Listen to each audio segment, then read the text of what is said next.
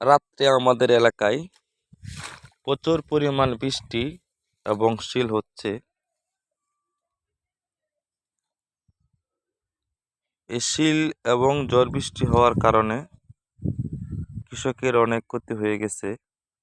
এই যে দেখেন আমাদের ধানের কি অবস্থা, এই যে দেখেন ধানের কি অবস্থা। প্রত্যেকটা ক্ষেতেরই এরকম সিস্টেম হয়েছে। কি সুন্দর আগা ছিল, তা শিল পরে ভেঙে গেছে। এই যে দেখেন কি অবস্থা।